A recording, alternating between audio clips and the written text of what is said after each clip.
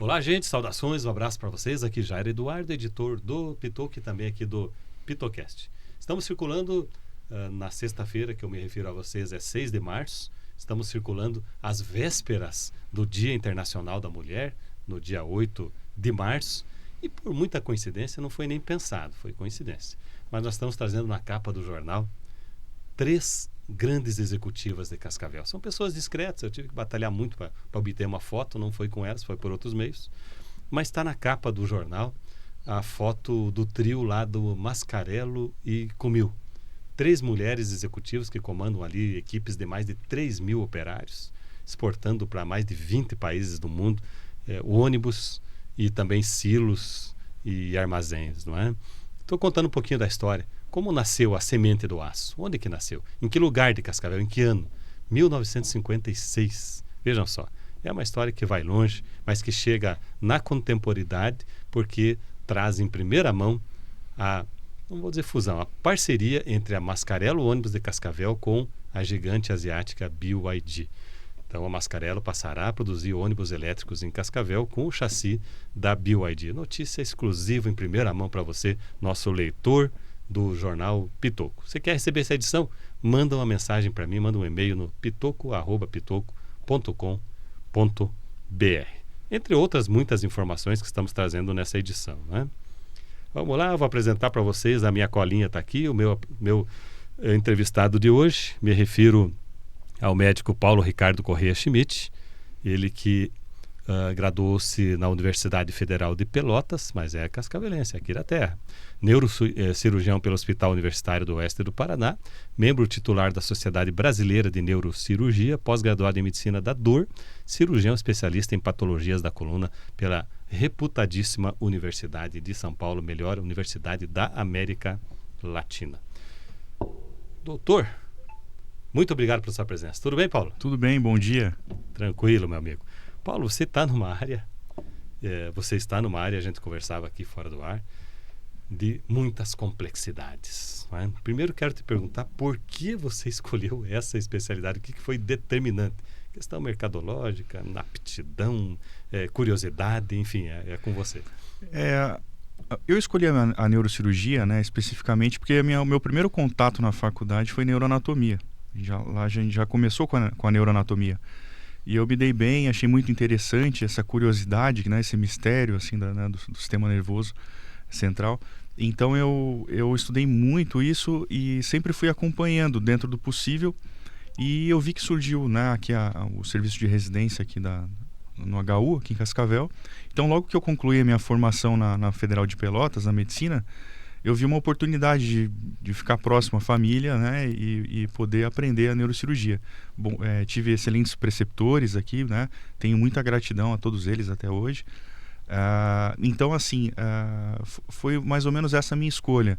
Eu sempre quis ser cirurgião, então eu consegui associar as duas coisas, a neurocirurgia, a neuroanatomia, né, e consegui evoluir com isso, né? E hoje até no quesito aí da USP, né, que o senhor citou, eu já migrei agora mais para a área das patologias da coluna, né, que também é algo que o neurocirurgião atua. Muita gente não sabe, muita gente acha que só o ortopedista, né, trata a coluna, mas o neurocirurgião trata a coluna sim. Já vamos chegar mais especificamente nessa questão, mas antes você precisa saber que eu andei conversando com a sua mãe, tá? Tá bom. E peguei algumas informações. Eu sei o que você fez no verão passado. Então, veja bem. O Dr. Paulo é um menino muito precoce. Primeiro porque ele veio ao mundo com 6 meses de gestação. Ou apressadinho, hein? Né? Não tinha 7 meses ainda e a Marli já trouxe ao mundo aqui o Dr. Paulo, né? E segundo porque ainda no 2º ou 3º ano do ensino fundamental, lá, criança ainda, se perguntasse para o menino Paulo o que ele queria ser, o que ele respondia? Queria ser médico. Olha aí, tá vendo? Né?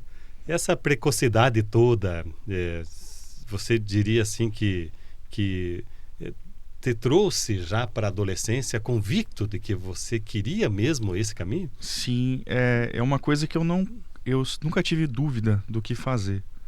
E eu achava muito estranho, porque geralmente a adolescente, né, a idade ali jovem ali, é onde que tem que decidir o que vai fazer da vida, o que vai ser quando crescer, né? De fato, uma profissão que vai ser por 30, 40, 50 anos. Uma decisão difícil, né? Uma decisão difícil.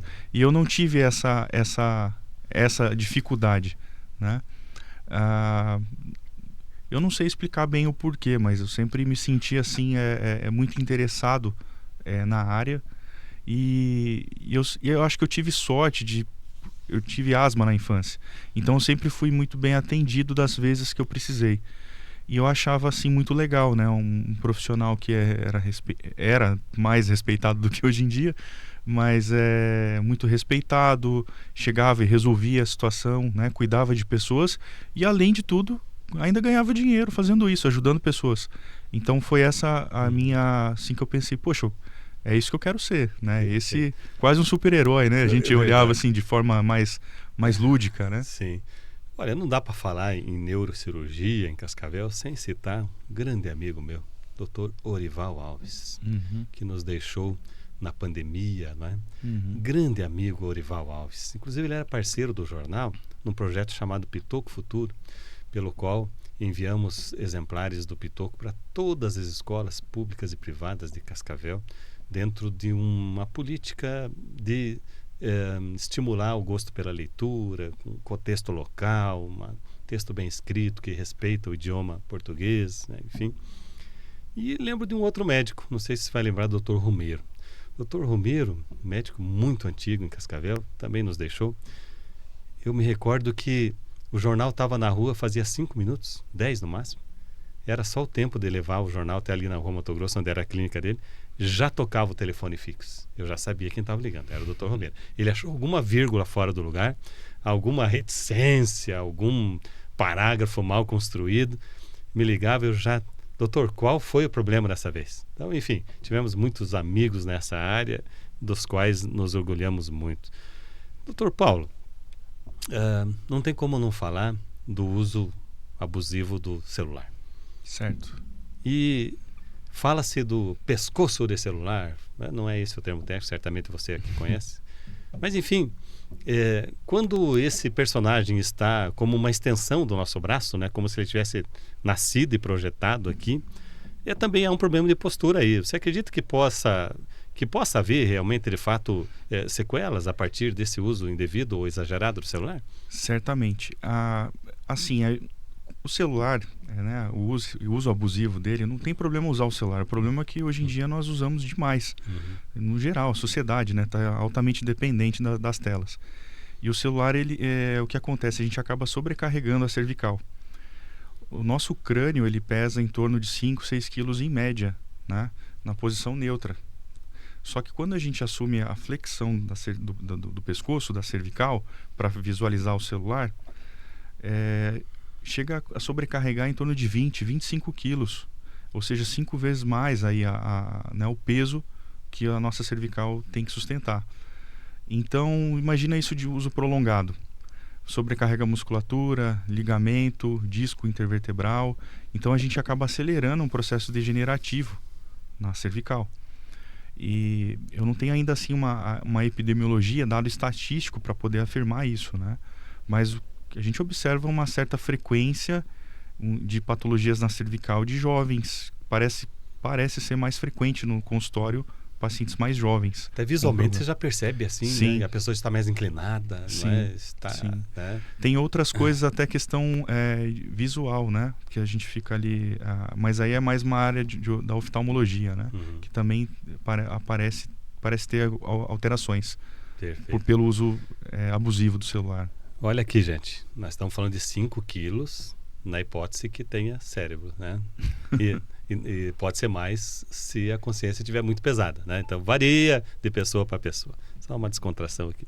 Doutor, fala-se muito, e você vai usar a palavra certa, sobre esse tratamento inovador que uma doutora brasileira trouxe após, sei lá, 20 ou 30 anos de estudos. Está repercutindo em âmbito internacional. Encontrei num site chinês a foto da doutora e traduzi ali para entender o que eles estavam dizendo a respeito.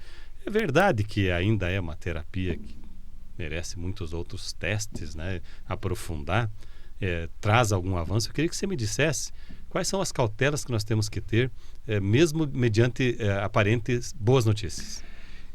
A polilaminina, né? É uma substância aí que a brasileira está pesquisando, parece ser muito promissora, mas exige muita cautela. Há muita animação, é uma brasileira, todo mundo torce por ela, torce pela recuperação dos pacientes, mas a gente tem que cuidar para não cair no sensacionalismo, né? E muito menos no oportunismo diante disso. Então, e mesmo de gerar expectativas exato, falsas. Né? Exato. Então, o que acontece? É uma substância que até o momento, na literatura, né, que tem no mundo, são seis cachorros que foram testados e 8 humanos que têm descrição. Desses 8, 2 acabaram falecendo, segundo o trabalho, o que está escrito não foi relacionado à substância, e outros 6 que tiveram resultados positivos, mas não é de uma forma quantificada de forma bem objetiva. Um deles está até bem famoso nas redes sociais, que voltou a andar bem ativo, né? Que bom. Mas ele tem um viés aí, né? Teve tratamento cirúrgico nas primeiras horas, uma reabilitação ali otimizada, fisioterapia, todo um apoio, né? Uma rede de apoio. Então, a polêmica em relação à polilaminina, no momento, a gente precisa de um estudo controle, tá? Então, até estava semana passada numa reunião junto com o Dr. Roger Schmidt, Brock, Dr. Osmar, que são expoentes aí na neurocirurgia de coluna, posso dizer, no mundo, não só no Brasil. E eles mesmos, assim, são contra a aplicação, desde que, se for num contexto de um estudo clínico com grupo controle, é possível fazer. Isso é ético. Agora, aplicar de forma indiscriminada, não tem como saber. Então, assim, nós temos, passado recente aí da medicina, estudos com macrófagos, por exemplo. Foram aplicados macrófagos na coluna do paciente, na medula, e os pacientes pioraram. Então, assim, o que se notou de piora? Os pacientes perderam 50% da capacidade de reabilitação deles, reabilitação motora e sensitiva. Uma punção medular não é isenta de riscos. Tanto é que quando a gente vai coletar líquor, né, que é o líquido que banha o encéfalo e a medula, nós temos alguns pontos específicos na coluna para fazer essa coleta de forma mais segura.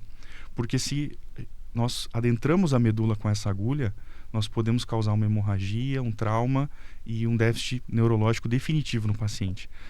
Então, a comunidade científica, né, os médicos, os neurocirurgiões, têm alguns muito entusiasmados com a questão, mas a gente precisa ter calma, seriedade e colocar isso diante de um estudo. Porque se esse paciente começar a ter piora, a gente consegue interromper o estudo. Entende? Porque imagina a gente aplicar em dezenas, centenas de pacientes agora, daqui a pouco, daqui 2 anos, enfim, sai um estudo e mostra, olha, ela piorou o desfecho desses pacientes. Pois muita responsabilidade. É importante dizer que tem que ter cuidado com a torcida. Todos nós aqui queremos que essa pesquisa avance, né? Eu torço, desculpa interromper, mas Sim. Eu torço que ela funcione, tá? Do fundo do coração. Porque não é fácil você olhar no olho de um paciente, né? Falar com o familiar e dizer, olha, infelizmente essa é a sequela que ficou e não tem o que fazer. Já passou 1, 2 anos do trauma, né? Isso não é fácil para o médico, não é fácil para a família, não é fácil para o paciente, para ninguém.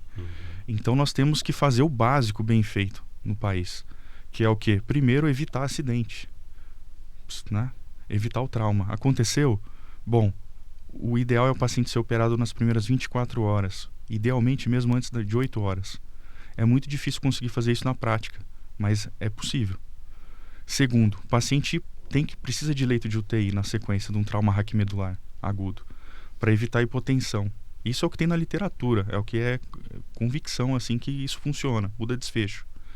Fisioterapia, otimizar. Se o paciente tiver já indicação, trauma raquimedular alto, precisar de uma traqueostomia, falha ventilatória, não pode postergar isso, porque você atrasa esse desmame ventilatório do paciente e ele começa a ter complicações, pneumonia, mobilização do paciente, evitar úlcera sacral, úlceras por não mudar o decúbito, ou seja, coisa básica, é mudar o paciente de posição. Quem já teve um paciente acamado sabe como esses cuidados são importantes. Isso e evitar infecções. Isso a gente possibilita que o paciente tenha a melhor chance de recuperação, de reabilitação. Então não adianta só fazer a fisioterapia na UTI ou na enfermaria, paciente ter alta do hospital e não ter a fisioterapia. O que a gente vê é muito tratamento incompleto. E essa que é a questão, eu acho, principal. A gente tem que fazer a lição de casa. A substância parece ser promissora, tomara que funcione mesmo, mas a gente precisa de um estudo sério para poder aplicar de forma responsável e segura para os pacientes. Daqui a pouco todo mundo tem domínio do assunto, né? Vocês lembram da cloroquina? Uma farsa, né? Manchou a reputação de muito doutor aí, né? Na verdade, tem cuidado com essas coisas, né, gente? Tem que ter certeza e convicção das coisas. Você falou de uma equipe multidisciplinar, eu quero aproveitar essa sua observação para que você apresente adequadamente a clínica, né, em que você vai apostar exatamente nisso de um jogo de equipe. Isso. Equipe multidisciplinar no tratamento desses pacientes. Certo. Então, assim, aqui em Cascavel, nós começamos agora o Instituto Neurológico do Oeste do Paraná, que é o INOP, né? Então, assim, ele se encontra no Dom Medical Center, no centro da cidade aqui. E a nossa clínica, né, tem que vou tratar mais as patologias neurocirúrgicas da coluna.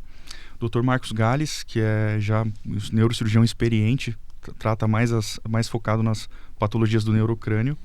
Então, nisso aí a gente já consegue, né, juntar tanto a experiência quanto a inovação, né, e somar conhecimento para um melhor diagnóstico e tratamento para os pacientes. Mas a nossa clínica tem uma proposta nova, que a gente não vê com certa frequência, que nós temos já nutricionista, fisioterapeutas, né, educador físico, e em breve nós vamos estar com também psicólogo, né, para psicoterapia na questão de terapia cognitivo-comportamental nos pacientes com dores crônicas. Então a nossa ideia é fazer um tratamento assim mais completo do paciente e centralizado num local que nós temos essa comunicação entre os profissionais, de igual para igual, com um objetivo comum, que é o benefício do paciente. Então isso o que eu noto? Muitos pacientes são operados, às vezes, e eles ficam totalmente desconexos. A fisioterapia num lugar, o nutricionista em outro, ou ele nem consegue fazer porque é muita coisa, né? Então é uma equipe trabalhando a favor do melhor desfecho para o paciente. Essa é a nossa proposta. Outra coisa que, né, nós todos ali da clínica estamos muito animados que vamos fazer é atendimento domiciliar. Isso eu acho que é um diferencial, né? E o que é importante de tudo isso? Uma avaliação com o neurocirurgião, ver se é uma situação cirúrgica ou não. Não sendo cirúrgica, a gente vai otimizar tudo que a gente pode, todas as ferramentas, todas as nossas armas, para ter o melhor desfecho para o paciente. Não é prometer cura, mas é aumentar a chance de melhora desse paciente. Seja uma patologia da coluna, seja uma patologia do neurocrânio, né? Isso entra tumores, os traumas, hematomas, AVC, epilepsia, cefaleia, né? Dor de cabeça, dor na lombar, dor na cervical, que foi o tema que o senhor levantou aí do celular. Então a gente está tentando otimizar isso na clínica, né? E eu acho que vai ter um bom resultado, eu acredito. Eu conheci a clínica ontem, hein? Gostei da secretária. Gostei da secretária. Minha amiga de longa data, Marli. Marli foi secretária de administração de Cascavel. Foi uma pessoa que assumiu muitas responsabilidades no município. Você imagina você ser secretário de administração de um CNPJ com 10 mil funcionários. Falei para a Marli, você gostava de se incomodar, hein, Marli? 10 mil funcionários, gente.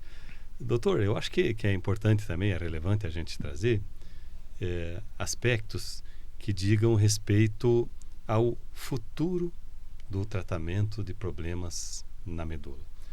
Afora o que já tratamos aqui agora, sobre esses tratamentos que ainda são experimentais, né, conforme a gente pôde deduzir aqui. O que há de promissor, né, que perspectiva e esperança podemos dar para um cadeirante a respeito da inteligência artificial aplicada à medicina e outros avanços que estão acontecendo nesse momento? Certo. Nós temos assim, a inteligência artificial, ela vem para somar no quesito de análise de dados. Então ela é muito mais rápida que coisas que nós talvez levaríamos dias, horas, semanas, meses para analisar, certamente ela vai conseguir apontar padrões que nós vamos conseguir acelerar descobertas. Então, assim, mas isso depende muito assim de dados, prontuário bem preenchido, alimentar dados, né? Porque a IA, né, a inteligência artificial, não faz tudo sozinha. Ela precisa ser alimentada de forma adequada. Então, acho que ela vem para somar, além disso, as novas tecnologias de desenvolvimento de chips, de computação, para até questão de exoesqueleto. Então, eu acredito que, eu imagino e acredito que a gente vai ter uma evolução nesse aspecto também. Na questão de substâncias, engenharia molecular, eu acho que ela pode acrescentar, porque o grande problema da fisiopatologia do trauma raquimedular, da medula, é a proteína no-go. É uma proteína que ela bloqueia essa reconstrução do axônio lesado. Então, eu imagino, né? Eu não sou um grande conhecedor da inteligência artificial, mas o que a gente está vendo aí é que ela está vindo com muita força, aumentando, né, acelerando demais aí a questão de tecnologias. E eu acho que ela pode somar nisso, até na questão de elaboração de substâncias e simular até testes. Então eu acho que sim, vai trazer, nos próximos 10 anos, certamente a medicina vai ter uma grande mudança assim, para melhor. Uma curiosidade que eu tenho é quando você vai para um centro cirúrgico, na condição até de um médico que está coordenando toda uma equipe, uma cirurgia complexa, por exemplo, crânio, cabeça, né? Enfim. Onde é que corta, doutor? Como é que, né? Com tantas conexões sensíveis que você tem, eu imagino, né? Não sei, eu sou um leigo completo. Como é que faz, hein, doutor? Dá-se uma certa insegurança, não digo em você, porque você é um profissional, né, da área, mas dá um medinho, né? Porque, poxa, você vai mexer numa área absolutamente sensível. Como é que faz? Assim, o cérebro, ele é altamente complexo. Eu vou falar algumas curiosidades. As pessoas têm... Como é que é a consistência do cérebro? Ele lembra muito um pudim. Se a gente for comparar assim, na culinária, lembra muito um pudim. Ele é maciozinho, assim, né? Só que o cérebro, nem todas as áreas do cérebro é eloquente. Ou seja, tem áreas que a gente consegue remover parte do cérebro e o paciente ficar praticamente como se nada tivesse acontecido. Tem muita gente em Brasília que nem tem cérebro, né? Que tá vivo, né, gente? Desculpe, doutor, descontração. Imagina. Só que tem áreas no cérebro que são altamente eloquentes. Então, assim, a mínima manipulação pode deixar o paciente muito sequelado. Então, entra já aquelas cirurgias acordadas, né? O awake, que é, né, ceda o paciente, anestesia o paciente, e faz a craniotomia, né, acessa o local, testa a área ali do cérebro que dá para ser manipulada, com o paciente já acordado. O maior desafio, vou ser bem sincero, não é para o neurocirurgião. Nesse aspecto aí da cirurgia acordada, é para o anestesista. Então, o neurocirurgião é uma peça, né, de um grupo ali, de uma equipe. Então, o maior desafio é para o anestesista. Eu estou falando isso porque todo mundo pensa, né? Nossa, cirurgia acordado, esse neurocirurgião. Na verdade, para nós não muda muito. Muda para o anestesista. Porque a via aérea, ele precisa ter esse cuidado. Outra coisa, a gente pensa muito no cérebro, né? Mas tronco cerebral e medula é muito mais difícil ser operado do que a grande massa encefálica. Só antes de ir para a medula, como é que corta? Como é que quebra o coco? Então, nós temos craniótomos, né? Isso é uma dúvida interessante, assim, as pessoas sempre perguntam isso. A incisão na pele é um corte, né? Faz o descolamento, o escalpelamento ali da área a ser acessada. E a gente tem brocas hoje, né? Brocas elétricas, que você faz a perfuração e ela tem um stop automático. Então, é isso que permite você furar sem adentrar e furar o cérebro. Claro que é uma tecnologia também, mas a gente não confia 100% nela. Exige a experiência e a habilidade do cirurgião para fazer essas trepanações, que são esses furos. E o craniótomo é uma fresa, uma serra, basicamente, que a gente vai conectando um trépano ao outro, um furo ao outro, para abrir essa tampinha, né, essa janela óssea. O osso, como que a gente sente na mão? Isso exige treino, tempo, né? Por isso a residência médica, são 5 anos. O osso, a gente tem a camada cortical e a camada medular. A camada cortical é mais dura, a medular é mais macia e a cortical novamente é mais dura. Então, quando a gente começa a fazer a perfuração, a trepanação, a gente já vai sentindo essa mudança de densidade, de dureza do osso. Então, isso permite a gente já prever onde parar. Mas aí tem outra coisa, aquela membrana que recobre a dura mater, recobre o encéfalo.